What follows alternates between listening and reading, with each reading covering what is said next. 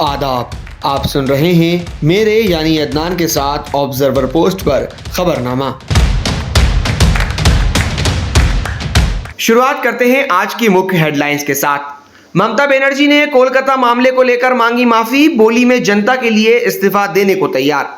भारतीय टीम में नहीं चुने जाने के बाद गरजा ईशान किशन का बल्ला, दलीप ट्रॉफी में जड़ा शतक। सीपीआईएम महासचिव सीताराम येचुरी का निधन, निमोनिया की वजह से दिल्ली एम्स में थे भर्ती, परिवार ने अस्पताल को बॉडी की डोनेट। इंदौर में आर्मी ऑफिसर से मारपीट, दोस्त से गैंगरेप, 6 आरोपियों में से 3 गिरफ्तार।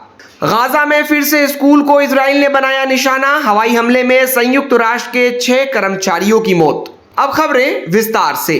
कोलकाता के आरजीकर मेडिकल कॉलेज में लेडी डॉक्टर के साथ हुए रेप और हत्या के मामले में कॉलेज के छात्रों और अस्पताल के जूनियर डॉक्टरों का विरोध प्रदर्शन जारी है। बंगाल सरकार ने आज एक बार फिर से प्रदर्शनकारी छात्रों को सीएम के साथ बैठक करने के लिए बुलाया था, लेकिन डॉक्टर्स बातचीत की लाइव ब्रॉडकास्टिंग कराने की मांग पर अड़े रहे, जिस वजह से अब तक बैठक नहीं हो पाई। वहीं सीएम ममता बनर्जी ने यह भी कहा कि वो अपने इस्तीफे देने तक तैयार हैं। सीएम ममता बनर्जी ने कहा कि लोगों के खातिर मैं इस्तीफा देने को तैयार हूं, मैं मारी गई आरजीकर अस्पताल की डॉक्टर के लिए भी न्याय चाहती हूं। उन्होंने कहा, मैं बंगाल के लोगों से माफी मांगती हूं जिन्हें आज गतिरोध खत्म होने की उम्मीद थी। जानकारी के मुताबिक छात्रों और जूनियर डॉक्टरों की टीम सीएम ममता बनर्जी के साथ होने वाली इस बैठक का लाइव प्रसारण कराना चाहती थी, जिसे लेकर आंदोलनकारी अड़े रहे, जिस वजह से बातचीत नहीं हो पाई। भारत के विकेटकीपर बल्लेबाज ईशान किशन का चयन इस महीने बांग्लादेश के खिलाफ होने वाले 2 मैचों की टेस्ट सीरीज के पहले मैच के लिए नहीं किया गया, लेकिन इस बल्लेबाज ने गुरुवार को घरेलू टूर्नामेंट दलीप ट्रॉफी में दमदार बल्लेबाजी का प्रदर्शन किया।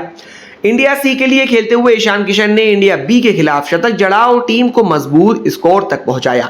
इंडिया सी ने ईशान किशन के 111 रन और बाबा इंद्रजीत के 67 रनों की पारी के दम पर पहले दिन का खेल खत्म होने तक पहली पारी में 5 विकेट खोकर 357 रन बनाए हैं।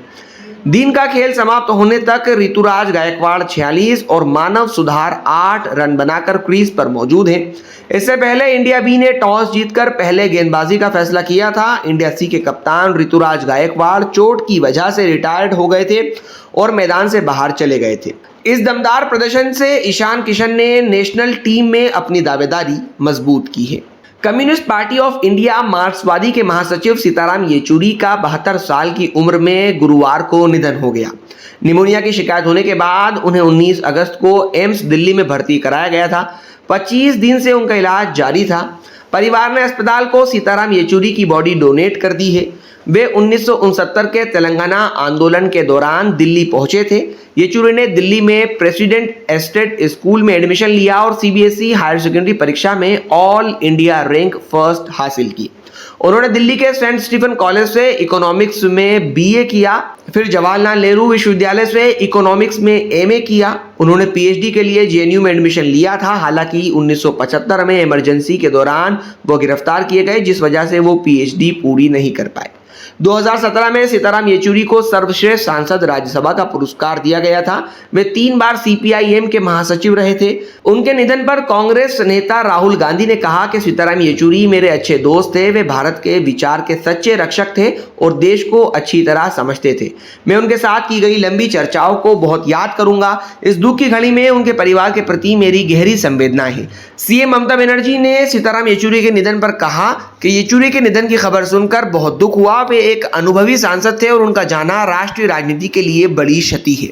मध्य प्रदेश के इंदौर में सेना के 2 ट्रेनी अफसरों और उनके दोस्त से मारपीट करने, बंधक बनाने और गैंगरेप का मामला सामने आया है। पुलिस ने गुरुवार को बताया कि घटना 10 सितंबर रात करीब 2:30 बजे की है, जब ऑफिसर्स इंदौर के जामगेट घूमने गए थे। पुलिस ने गुरुवार को कहा कि सभी 6 आरोपियों की पहचान हो चुकी है और 3 आरोपियों को गिरफ्तार भी कर लिया गया है। आरोपियों ने अफसरों से 10 लाख रुपए की मांग की। अफसर की दोस्त को दूर झाड़ियों में ले गए।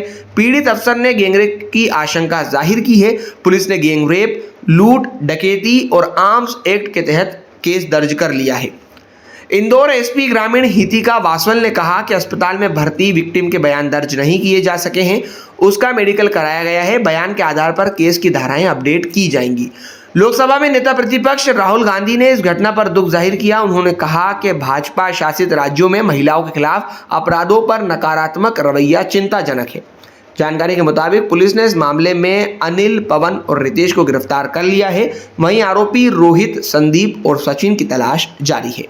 फलस्तीनी शरणार्थियों के लिए काम करने वाली संयुक्त राष्ट्र की एजेंसी का कहना है कि सेंट्रल गाजा में उसके स्कूल पर इजरायली हवाई हमले में 6 कर्मचारियों की मौत हो गई। UNRWA ने कहा कि अक्टूबर में इजराइल और हमास के बीच जब से जंग शुरू हुई है तब से एक घटना में मारे जाने वाले उसके स्टाफ की यह सबसे बड़ी संख्या है। अस्पताल के अधिकारियों और हमास संचालित सिविल डिफेंस एजेंसी ने कहा कि इससे पहले नुसैरत रेफ्यूजी कैंप में अल जाऊनी स्कूल पर हुए हमले में कम से कम 14 लोग मारे गए थे। इस रेफ्यूजी कैंप में हजारों विस्थापित फिलिस्तीनी लोग शरण लिए हुए थे। इजरायली सेना का यह भी कहना है कि स्कूल के अंदर से हमले की योजना बनाने वाले चरमपंथियों पर उसने सटीक हमला किया था। उसने दावा किया कि हमले के दौरान नागरिकों को होने वाले नुकसान को कम करने का ध्यान रखा गया था। वहीं UNRWA ने कहा कि जब से जंग शुरू हुई है पिछले 11 महीनों में इस स्कूल पर यह 5वीं बार हमला हुआ है।